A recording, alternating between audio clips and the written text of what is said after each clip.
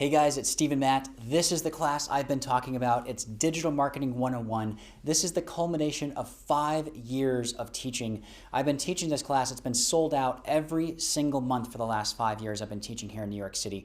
And I'm finally bringing this class online to all of you. I'm so excited. So let's get started. So my name is Steve and Matt. I am the Director of Digital Marketing at First Data Corporation.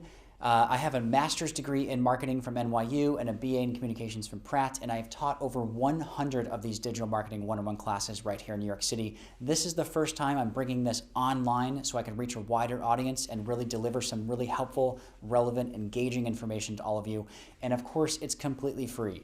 So let's dive into the class. So here's what we're going to learn tonight. We're going to learn how to acquire new customers. This is one of the primary goals that small business owners have when they're looking to grow their business, how to acquire new customers. Number two, how to keep those customers coming back.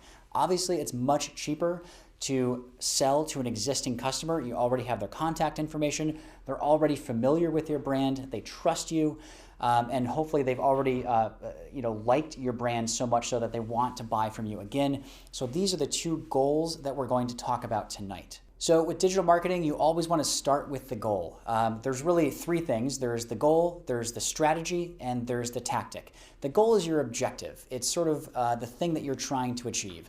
The strategy, think of it this way, it's the way that you achieve the goal, right? It's the method of achieving it. The tactics, this is the fun stuff. This is the stuff that everyone tries to start with.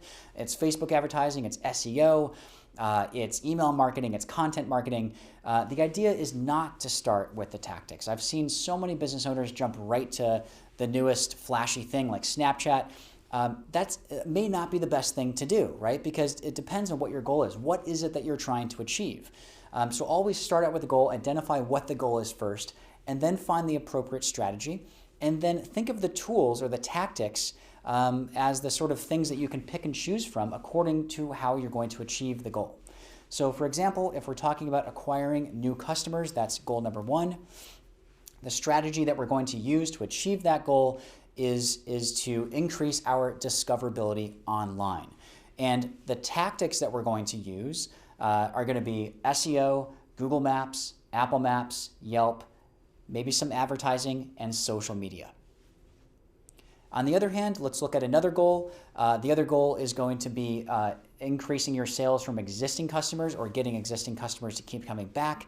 The way that we're going to do that is to achieve an improved shopping experience, whether we're talking about in-store or on your e-commerce website online.